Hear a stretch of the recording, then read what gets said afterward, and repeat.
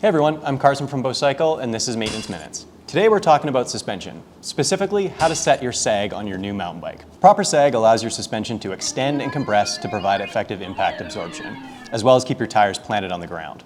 Too little will result in poor grip, while too much will cause the bike to bog down and in turn cause poor handling. We'll start with the rear shock. Step number one is you want to make sure that if you have a compression circuit on your bike, you want to make sure that that is set to fully open. If you don't have a blue compression knob, you don't have to worry about this step. For step two, you want to locate your air pressure valve and connect your shock pump to see what the PSI level is at. A good place to start is to match the PSI in the shock to what your weight is in pounds. For step three, you're going to want to have someone help you support the bike on level ground while you get on the bike. Next, you want to bounce up and down on the bike a little bit to activate the negative spring and free up some travel. Now you're going to want to sit normally on the bike and allow it to settle for about 5 seconds. Then move the O-ring on the shock to the wiper seal at the top. Now carefully dismount the bike, being sure not to disturb the O-ring. Then measure the distance it moved in millimeters. Now it's time to actually calculate the sag. Divide the O-ring displacement by the total shock stroke. Then multiply by 100 to get the percentage. You may have to consult the manual that came with your bike in order to find that shock stroke length. Some products like RockShox sometimes have a visual indication on the shock itself of what the different percentage points are. Finally, adjust the air pressure to achieve the desired sag.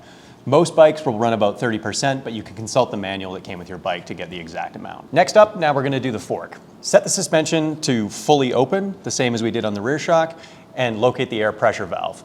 Most forks will have a chart printed on the lower that will recommend a setting based on your weight, and that's a really good place to start.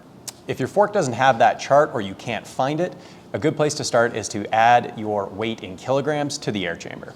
Now have an assistant support the bike as you get on and bounce the bike a few times to activate the negative spring as well as to free up the seals. Assume your normal riding position while standing up and allow the bike to settle for about 5 seconds.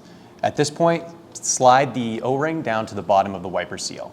Now carefully dismount the bike, being sure not to disturb that O-ring, and then measure the distance that it's moved. Calculate the sag by dividing the O-ring movement by the total travel that the fork has, and then multiply by 100. Adjust the air pressure in the fork to reach the desired sag. You can start with whatever the manufacturer recommends, or about 20%. Sag is just one small part of setting suspension. We're going to cover rebound and compression in another video when we can go into more depth. If you want to keep up with our videos, please like and subscribe, as well as hitting the bell icon. As always, for all your cycling needs, go to bocycle.com. Thanks so much. Have a good one.